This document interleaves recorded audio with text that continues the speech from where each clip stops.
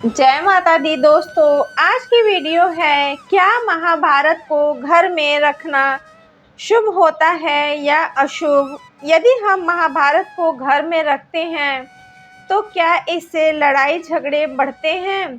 दोस्तों, बड़े बुजुर्गों के मुंह से तो आप सुनते ही आए होंगे महाभारत को घर में नहीं रखना चाहिए और न ही इसका घर में पाठ करना चाहिए, क्योंकि इससे घर में लड़ाई झगड़े होते हैं।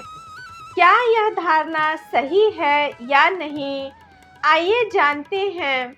दोस्तों, 4 वेदों के बाद महाभारत को 5वां वेद माना गया है, अर्थात इसे वेद के समान दर्जा प्राप्त है। जब वेद रखे जा सकते हैं तो इसे भी रखा जा सकता है, क्योंकि वेद में भी महाभारत के युद्ध के समान ही दशराज्य और इंद्रवृत्तासुर का वर्णन मिलता है। 10 राज्य तथा 10 राजा के युद्ध में भी आपसी कुल की ही लड़ाई का वर्णन मिलता है।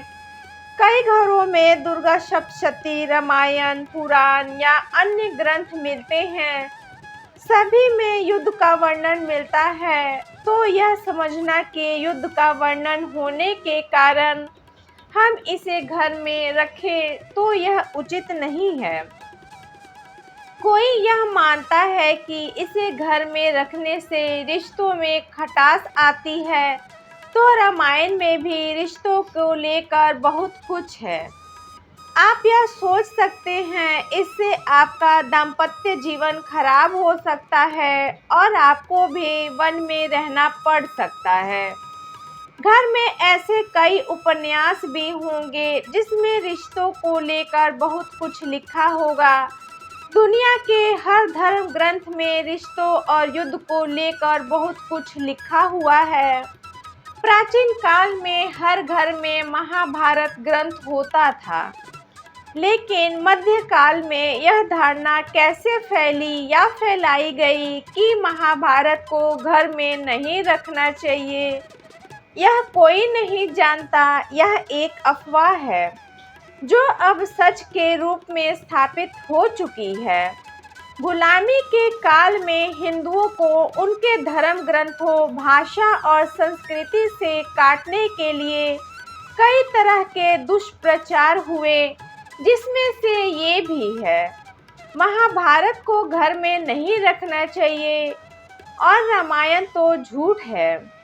महाभारत में वेद, पुराण, उपनिषद, भारतीय इतिहास और हिंदुओं के संपूर्ण ग्रंथों का सार और निचोड़ मिलता है। अतः इस ग्रंथ का घर में होना तो अत्यंत ही जरूरी है, क्योंकि सिर्फ इसे पढ़ने और समझने से संपूर्ण ग्रंथों और इतिहास को पढ़ और समझ लिया जा सकता है।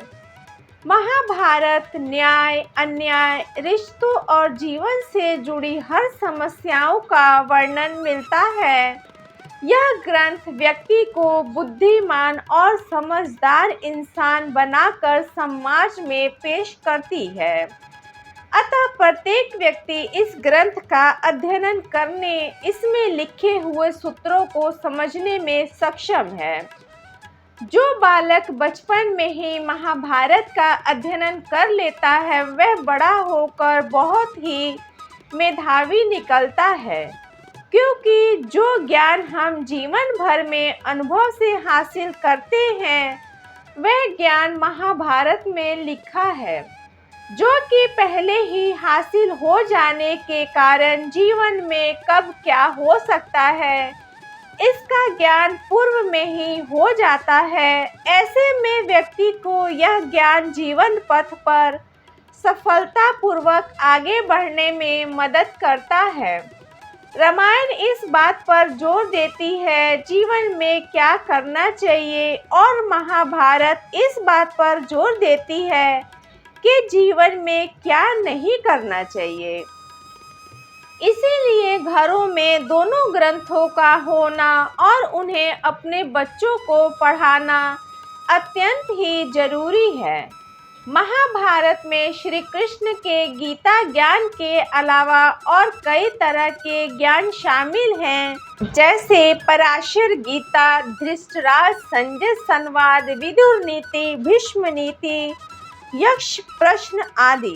दोस्तों, हिंदुओं के किसी भी ग्रंथ में यह नहीं लिखा है कि महाभारत को घर में नहीं रखना चाहिए। यदि ऐसा होता तो क्या वेद व्यास जी इसे स्पष्ट नहीं करते? यह पुस्तक जहाँ जहाँ रखी है वहाँ तो ऐसा कुछ नहीं हुआ।